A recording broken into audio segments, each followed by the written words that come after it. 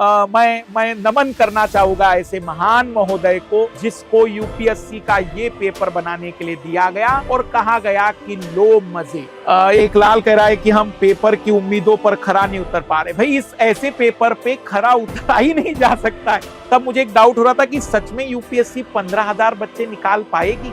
हम करे तो करे क्या, जाए तो जाए कहां, क्या चाहते हो? इस तरीके का सवाल करके कलेक्टर अच्छा कलेक्टर मान लिया जाएगा कि अच्छा बहुत बढ़िया आईपीएस बना है। जब वो गोली दागता है तो सोचता है 199 9-1 66 नंबर के लिए तरसा दिया है। विकास सोनी कह रहा है कि सभी मास्टर छिप गए हैं। नहीं भाई, मैं तो नहीं ऐसी छोटी छोटी चीजों से डर जाऊंगा। मैं जानता हूं कि वो गलत है तो गलत ही है।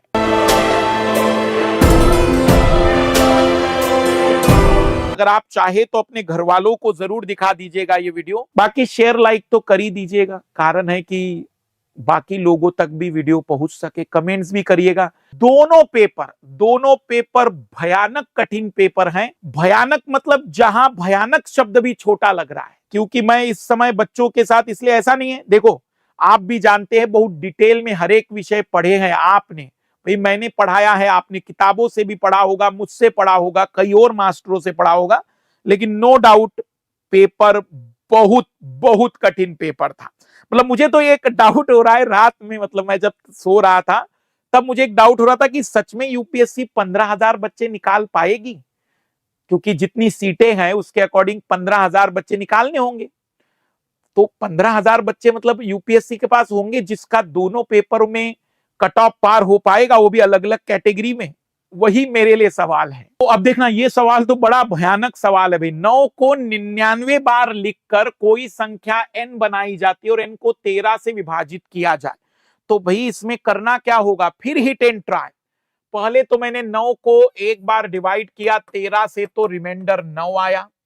फिर 99 को 13 से डिवाइड किया तो रिमाइंडर 7, 13 7 91 मतलब 8 आ गया। फिर 999 को मैंने 13 से डिवाइड किया तो यहां रिमाइंडर 8 आया था। 8 और 9 13 6 ये 89 78 11 रिमाइंडर आया। फिर 4 बार लाल लालियो 13 से डिवाइड किया, 4 बार। अब ये 11 रिमाइंडर आया था तो 11 पे 9 लिख दिया, 119, 13 नम तो 2 रिमाइंडर आया। फिर 5 बार 9 लिया मैंने लाल लालियो, 5 बार, तो ये 29 26 3 रिमाइंडर आया। और फिर मैंने 6 बार 9 लिया, 6 बार मेरे लाल लालियो, और जब 6 बार लिया तो पूरा पूरा डिवाइड हुआ, 0 रिमाइंडर आया। अब पुनः शुरुआत होगी 9 से, पुनः शुरुआत होगी 9 से, मतलब 1 2 3 4 5 6, 6 के बाद रिपीटेशन हो रहा है। 6 के बाद तो लाल लालियो मुझे 99 बार लेना है तो मैं 6 से डिवाइड कर रहा हूं, क्योंकि 6 का रिपीटेशन पैटर्न है।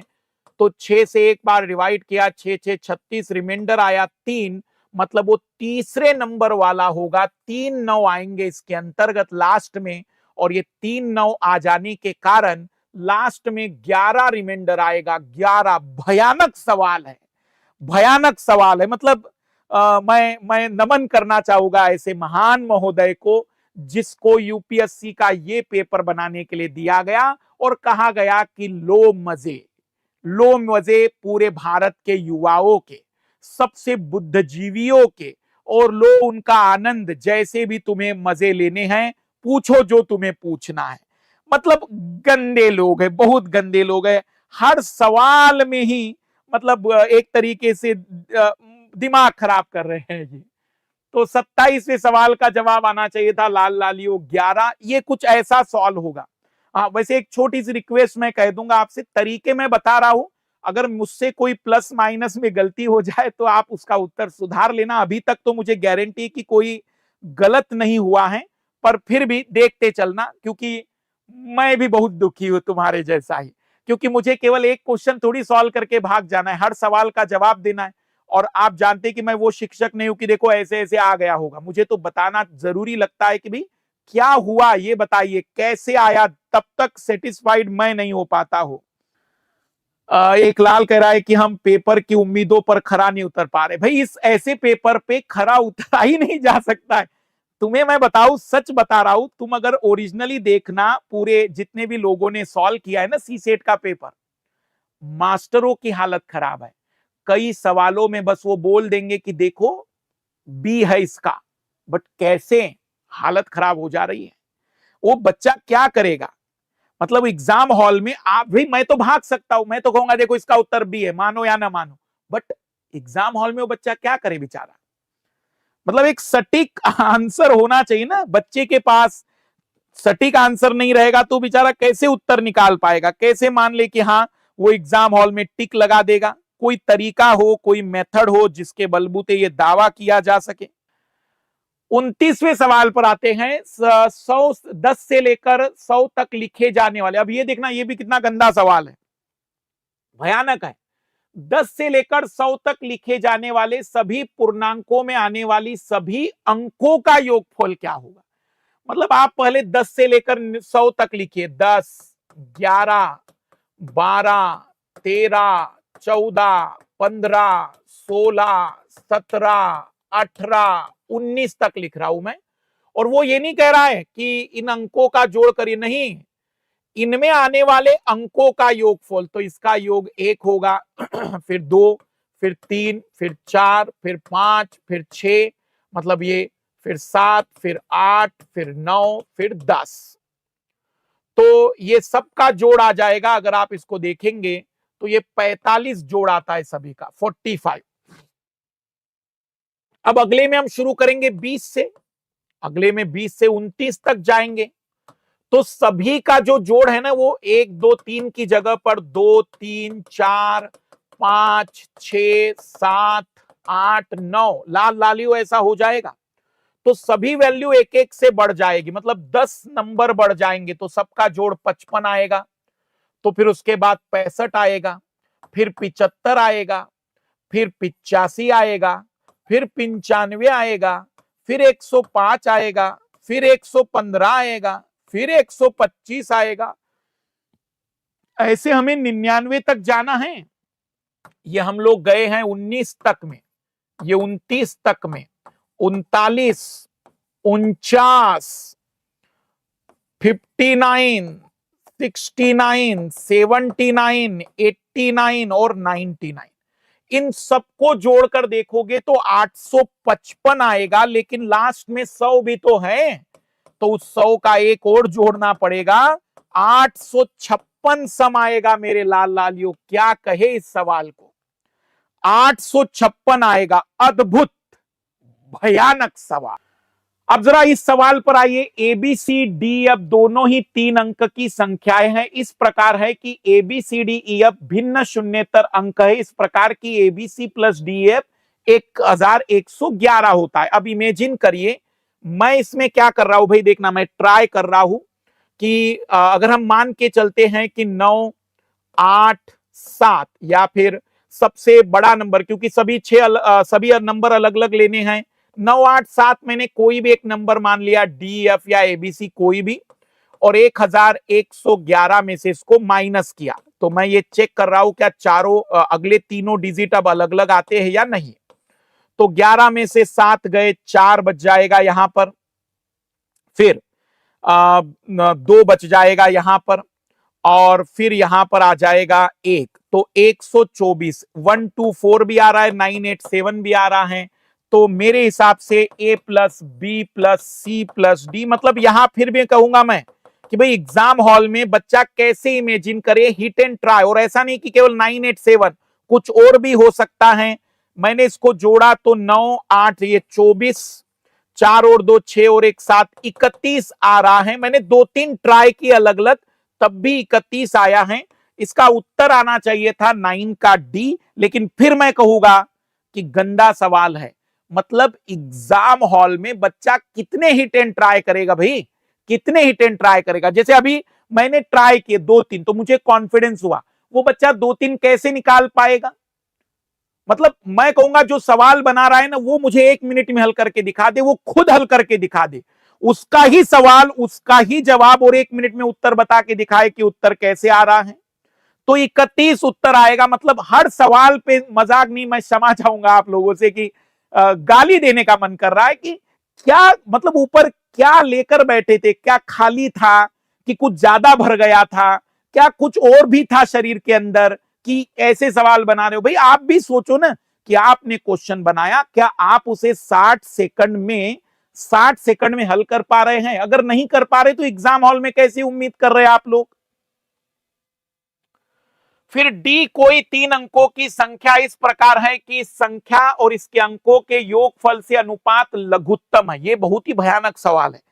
ये मैंने किया था, मुझे याद आया 2009 का मेरा जीवन मुझे याद आया। ये देखना, मतलब ये सवाल ऐसा है, इतना गंदा सवाल है ना, ये इतना गंदा सवाल है। वो कह रहा है कि ऐसा है कि इनके अंकों के योगफल से जो अनुपात आएगा संख्या मतलब जो भी मान लेते 3 डिजिट की संख्या है, और इन 3 डिजिट की संख्या का जो भी अनुपात होगा वो सबसे न्यूनतम होना चाहिए। और ये तभी न्यूनतम हो पाएगा जब नीचे की वैल्यू बड़ी से बड़ी और ऊपर की वैल्यू छोटी से छोटी होनी चाहिए। अगर सबसे सबसे मतलब आपको देखना हो इसमें, तो ये सबसे छोटा होगा तभी ऐसा संभव है। मतलब 1 से ज्यादा नहीं लेंगे हम 3 डिजिट बनाने के लिए। बाकी दोनों डिजिट बहुत बड़े बड़े मैंने ले लिए। केवल इस परिस्थिति में आप रेशो को सबसे मिनिमम प्राप्त कर पाएंगे, इससे छोटा रेशो नहीं मिलेगा आपको। अब वो गंदा आदमी हमसे क्या पूछ रहा है कि डी के सैकड़े के अंक और इकाई के अंक के बीच का अंतर बताइए। मतलब सैकड़ा 100वां प्लेस और जो इकाई उसका डिफरेंस बताइए। क्या गंदा सवाल है ये। मतलब मैं पुनः पुनः मैं माफी चाहूंगा, लेकिन अंदर से ऐसी आवाज आती है ना कि क्या चाहते हो। इस तरीके का सवाल करके कलेक्टर, अच्छा कलेक्टर मान लिया जाएगा कि अच्छा बहुत बढ़िया आईपीएस बना है। जब वो गोली दागता है तो सोचता है 199 9 - 1। क्या चाहती है एग्जामिनर, क्या पूछना चाहता है? मतलब हाँ, वो जो हमारा एक लाल कह रहा है कि आई एम इंडियन, हम करे तो करे क्या, जाए तो जाए कहां। मतलब वो जो मोदी जी का एक डायलॉग है, वाह मोदी जी वाह, ऐसी चीजें फील हो रही है कि वो जो एग्जामिनर है उसको ऐसा लग रहा है कि मैं दुनिया वालों को दिखा दूं कि देखा मेरा गणित कितना खतरनाक है। भाई क्या करोगे दिखा के? उन बच्चे पर भी तो देखो, 2 घंटे में उसके दिमाग में इतना बड़ा दिमाग कैसे आ जाएगा कि 199 आना चाहिए। गधा है बिल्कुल भी सवाल बनाने वाला। मतलब कितना भयानक सवाल है ये। और कोई कैट थोड़ी दे रहा है भाई, यूपीएससी दे रहा है जहां उसे 33% लाना है। मतलब मैं चाहूंगा कि आप लोग भले ही ऐसा अंदर से कह सकते हैं कि सर हर सवाल में, पर क्या करूं, केवल कॉम्प्रिहेंशन अच्छे हैं इसके, कॉम्प्रिहेंशन में थोड़ी गारंटी है, बाकी तो बहुत गंदगी करके रखी इन्होंने। फिर अगला सवाल ये भी देखना, हिट एंड ट्राई का एक और सवाल है, और मैं बता दूं कि बहुत गंदा सवाल है। यहां थोड़े से प्रैक्टिकल करने पड़ेंगे कि P Q R S T 5 धन पूर्णांक है, इसमें 3 सम है, उनमें से 2 विषम है। तो 3 सम, और एक बार क्या कर सकते हैं हम, तीनों के तीनों सम ले लो, 2 + 4 + 6, और 2 विषम ले लो, 1 और 3। तो 4 और 6 10 और 2 12 -4 8 आ जाएगा। फिर एक बार एक्सचेंज करके देख लो कि 2 की जगह पर 3 लेकर देख लो, 3 लेकर देख लो। तो 3 और 4 7, 7 और 6 13 -3 10। मोटे तौर पर कहे तो भाई जब आप एक्सचेंज करोगे तो इसका जो रिजल्ट आएगा वो ऑड आएगा, ये ऑड आएगा, तो ये इवन ही रहेगा। तो ये हर बार इवन रहेगा। पर यहां पर फिर वही ट्रायल करने पड़ेंगे आपको, क्योंकि अब आप अगर 2 का मल्टीप्लाई ऑड में करेंगे तो वो नंबर बदल जाता है, 2 का मल्टीप्लाई इवन में करेंगे तब भी वो इवन रहेगा। तो यहां जरूरी नहीं कि ऑड आएगा, इसलिए आंसर आएगा केवल और केवल पहला। अब देखो मैं तो क्या है भैया आंसर बता रहा हूं, मैंने बोल दिया कि ये तो आएगा लेकिन ये नहीं आएगा। एग्जाम हॉल में एक विद्यार्थी को तो देखना पड़ेगा ना 2 बार 3 बार हिट एंड ट्राई करके।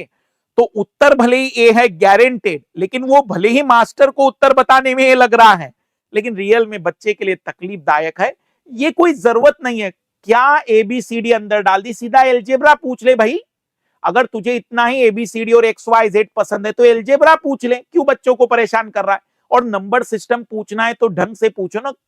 परसेंटेज था, टाइम एंड डिस्टेंस था, आपके पास हजारों चैप्टर थे, हजारों चैप्टर, हजारों टाइप के सवाल थे।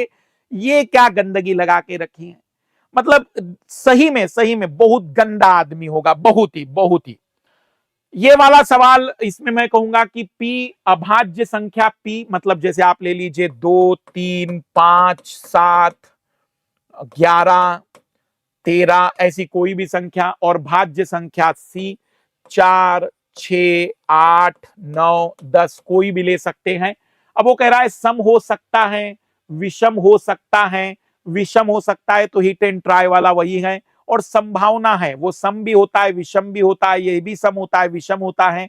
तो यहां तीनों बातें हम आंसर के रूप में दे रहे हैं। लेकिन पुनः मैं कहूंगा उत्तर देना मास्टर के लिए आसान है, लेकिन बच्चे के लिए यहां भी जवाब निकालना रियल में दर्दनाक है, क्योंकि जब तक कोई एग्जैक्ट दिमाग में नहीं आएगा कि यही होगा, तब तक सच में उत्तर निकालना कठिन होगा। तो आंसर आएगा डी, बिल्कुल। बहुत बहुत पेपर कठिन था, मतलब 66 नंबर के लिए तरसा दिया है।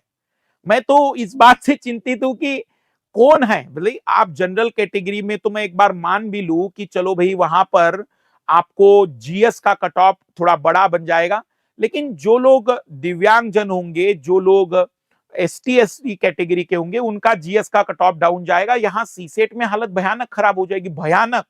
मतलब सीसेट निकालना बहुत बड़ा बर्डन बन जाएगा, बहुत बड़ा बर्डन। अभी तो मतलब मैं कहूंगा कि क्या आने वाले समय में रिजल्ट आने के बाद ही पता चल सकेगा, और मैं तो कहूंगा रिजल्ट के साथ सब बता देना चाहिए यूपीएससी ने इस बार, आंसर की सब दे दो, ताकि जो जो मास्टर लोग हवाबाजी कर रहे कि देखा मैंने बताया था कि राष्ट्रपति का सवाल आएगा, देखा हमने बताया था कि इस बार यूक्रेन का सवाल आया था, क्या देखेगा बेचारा एग्जाम हॉल में। हाँ बिल्कुल, ये तो सही है कि पता नहीं मतलब वो जो एक हिंदी सिनेमा है ना कि पता नहीं जी कौन सा नशा करता है, तो इस जगह थोड़ा सही सेट हो रहा। क्या चाहता है एग्जामिनर, क्लियरली बताएं। क्या फेल ही करने के लिए चाहता है तो बता दे, एग्जाम ही ना देंगे हमारे लाल लाली बेचारे। मतलब साल भर मेहनत करो और उसके बाद इस तरीके का गंदा सा पेपर देखो, बहुत तकलीफ होती है। मतलब इतने सिलेबस में टॉपिक थे, रीजनिंग था, मैथ्स था, बहुत अच्छे टॉपिक थे, बट वो घुमा फिरा कर ABCD DEF 6 अक्षर है, 4 अक्षर है, इनको आप इमेजिन करो, मैं इमेजिन करवा रहा हूं, तुम भी इमेजिन करो, मैं गधा हूं तुम भी गधे बन जाओ, ताकि साबित हो जाए कि हम कलेक्टर बनने के लायक हैं। भले कोई कुछ भी कहे, मेरे हिसाब से गंदा पेपर है और बिल्कुल भी नहीं होना चाहिए। नहीं, यूपीएससी में सीसेट का कट ऑफ रिड्यूस होगा या नहीं होगा, इसकी बारे में मैं कोई दावा नहीं कर सकता हूं, लेकिन मेरे हिसाब से तो होना चाहिए भाई। मैं कहूंगा, अगर आप मुझसे पूछो कि सर आप अगर कहे तो क्या होना चाहिए, तो मेरे हिसाब से तो कट ऑफ रिड्यूस होना चाहिए। कारण है कि ये कोई पेपर थोड़ी हुआ, ये को कैट की एग्जाम का पेपर है, भयानक पेपर है, भयानक पेपर है। आप इमेजिन करिए कि 80 सवालों में 5 क्वेश्चन तो ऐसे निकलेंगे जिसको मैं हल नहीं कर पाया हूं प्रॉपर तरीके से, कि भाई सर इसका उत्तर प्रॉपर बताए। तो 5 क्वेश्चन आप मास्टर से छोड़ दे रहे हैं, तो ये तो बहुत बड़ी बात हो गई। कोई बात नहीं, 2027-26 वाले विद्यार्थी अभी तो आप तैयारी में लगिए, चीजें आने वाले टाइम में और क्लियर होगी, क्योंकि अब उन्हें भी पता चल जाएगा। जब रिजल्ट आएगा तो क्लैरिटी और आएगी, पता चलेगा कितने बच्चे चयनित हो पाए हैं। हाँ, लेकिन मैं इतना जरूर कहूंगा कि बहुत गंदा पेपर था, बस मैं इतना जरूर कहूंगा कि नहीं है ये, मतलब एक विद्यार्थी को चुनने वाली बातचीत वाला नहीं है ये। ऐसा पेपर होना चाहिए जो बच्चे को सच में मेहनत का परिणाम दिखा सके। नहीं, यूपीएससी वांट IITian, आपको क्या लगता है कि IITian हल कर लेंगे? 12 वर्षों से मैं सीसेट सॉल्व करा रहा हूं, 5 सवालों में मुझे तकलीफ आई, 5 सवालों में। रिजल्ट 17 से 18 दिनों में आ जाएगा, मतलब आज की तारीख है 28 तारीख से पकड़ लीजिए आप, तो 15 जून तक रिजल्ट आ जाएगा मेरे हिसाब से। 15 जून, 12 जून को है मंडे, तो 12 से लेकर उस 18 जून के बीच में लगभग रिजल्ट आ जाना चाहिए। 15 जून आप ये डेट मान के चलिए, टेंटेटिव डेट मुझसे, कि 15 जून को रिजल्ट आ जाएगा। नहीं, बाकी अगले साल मत डरिए, क्योंकि मुझे जितना अब उम्मीद लग रही कि इस बार ये सीखेंगे। इनके पास रिजल्ट आएगा ना, जब संस्था के पास रिजल्ट पहुंचेगा तो खुद ही देखेंगे कि क्या पूछ लिया है,